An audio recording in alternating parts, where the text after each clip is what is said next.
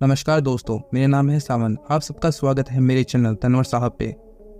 Finally UK से काफ़ी अच्छी न्यूज़ निकल के आ रही है, जो इंडिया के लिए तो अच्छी है ही, साथ ही यूके में रहने वाले इंडियंस के लिए भी काफ़ी अच्छी न्यूज़ है। रिसेंटली ही यूके की गवर्नमेंट ने अनाउंस किया है कि वो अब अलग से फंडिंग क्या करेगी जिससे खालिस्तानी एक्सट्रीमिज्म को रोका जा सके। इनफैक्ट यूके के सिक्योरिटी मिनिस्टर ने भारत में आके ये कहा है, प्रो खालिस्तानी एक्सट्रीमिज्म की फंडिंग हम स्टार्ट कर देंगे। एक प्रॉपर टास्क फोर्स जो एग्जिस्ट करती है उसको प्रॉपर फंडिंग की जाएगी। वैसे फंडिंग काफ़ी कम है, near by 1 crore only, but with the time ये बढ़ती जाएगी। बट मोटिव यही है कि प्रो खालिस्तानी एक्सट्रीमिज्म यूके में अपने पैर ना पसार पाएं और इसको रोका जा सके, जिससे कि इंडिया के साथ भी रिलेशन अच्छे बने रहे और कोई भी नेगेटिव इम्पैक्ट दोनों देशों को फेस ना करना पड़े। ऑब्वियसली ये खालिस्तानी सपोर्टर्स के लिए कोई अच्छी न्यूज़ नहीं है, उनके लिए बहुत बड़ा झटका है, क्योंकि यूके में खालिस्तानी टेरर कि हमें न्यूज़ आए दिन सुनते रहते थे, जिसके चलते भी वहाँ पे रहने वाले इंडियंस को आए दिन कुछ ना कुछ झेलना ही पड़ता था। बट सोच के देखिए, अब यूके में रहने वाले इंडियंस को ये न्यूज़ सुन के कितनी ज़्यादा खुशी हुई होगी। अब आप भी सोच रहे होगी कि ऐसा क्यों हुआ, इसके पीछे क्या रीज़न है, तो हम आज इसी बात पे चर्चा करेंगे। बट वीडियो स्टार्ट करने से पहले अगर आपने अभी तक हमारे चैनल को सब्सक्राइब नहीं किया है तो जल्दी से सब्सक्राइब कर लीजिए, ताकि फ्यूचर में भी आपको इस तरह की अपडेट्स मिलती रहें। देखिए, हाल ही में यूके के जो minister of state for security मतलब गृह मंत्रालय जो संभालते हैं वो है टॉम टुगेनडार्ट। वैसे इनके जो मेन मिनिस्टर है ये उनके नीचे आते हैं और रिसेंटली ये आए हैं भारत की G20 मीटिंग को अटेंड करने के लिए, जो बहुत ही ज़रूरी मीटिंग चल रही है इंडिया में। वैसे G20 की जो एक्चुअली मीटिंग होने वाली है उससे पहले और भी बहुत सारी ज़रूरी मीटिंग होने वाली है इंडिया के बहुत से हिस्सों में, जैसे कि tourism, anti corruption working, security related, मतलब काफ़ी मीटिंग होने वाली है। एंड अभी एंटी करप्शन वर्किंग की मीटिंग वेस्ट बंगाल होस्ट कर रहा है, तो यहाँ पे सभी G20 कंट्रीज़ के सिक्योरिटी मिनिस्टर और होम मिनिस्टर इस मीटिंग को अटैक करने के लिए यहाँ पे अवेलेबल हैं। और यहाँ पे जब यूके के minister of state Tom Tugendhat mister Jaishankar ji से मिले तो मिस्टर जयशंकर जी ने उनके आगे साफ और सीधे शब्दों में बोल दिया कि आगे हमें इंडिया एंड यूके की पार्टनरशिप ऐसे ही बनाए रखनी है, तो आपको अपनी कंट्री में उग्रवाद मतलब एक्सट्रीमिज्म पे फोकस करना चाहिए। ये काफ़ी ज़्यादा ही बढ़ रहा है, हम दोनों ही कंट्रीज़ को इस पर ध्यान देना चाहिए। और इसी डिस्कशन के बाद यूके ने भी इसी बात को ध्यान में रखते हुए ये अनाउंस किया है, प्रो खालिस्तानी एक्सट्रीमिज्म को रोकने के लिए ही उन्होंने फंडिंग स्टार्ट कर दी है, जिसकी इन्होंने स्टार्टिंग 95,000 पाउंड से की है, जो करीब करीब 1 करोड़ होते हैं।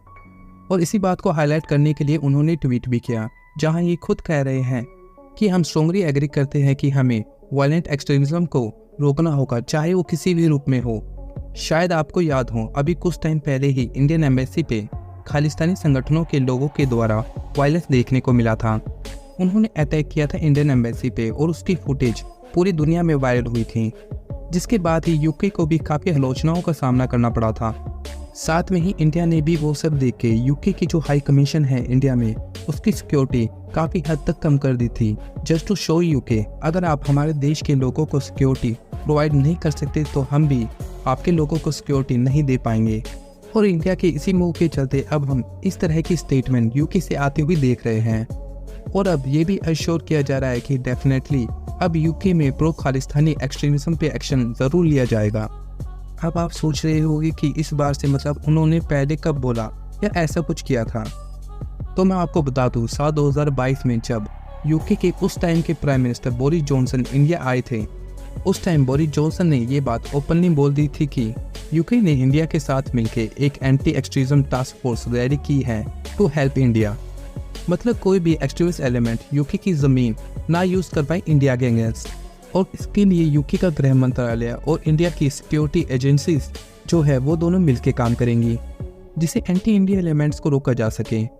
बट ध्यान देने वाली बात यह है कि ये अनाउंसमेंट साल 2022 में हुई थी, बट इसके बाद भी इंडियन एम्बेसी पे अटैक हुआ और जिस तरीके से यूके को आलोचना का सामना करना पड़ा, उसको देख के लग रहा था जैसे कि ये टास्क फोर्स बस नाम की है, इसमें कोई दम नहीं। बट अब दोबारा यूके इस पर ध्यान दे रहा है, इसको फंडिंग भी कर रहा है और इंश्योरेंस भी देने की कोशिश कर रहा है कि इस बार इस पे प्रॉपर काम किया जाएगा, कोई भी ढील नहीं बरती जाएगी और खालिस्तानी टेरर पे प्रॉपर एक्शन लिया जाएगा। अगर यहाँ इंडिया की बात करें तो काफ़ी लंबे समय से इंडिया डिपोर्टेशन का मुद्दा उठा रहा है।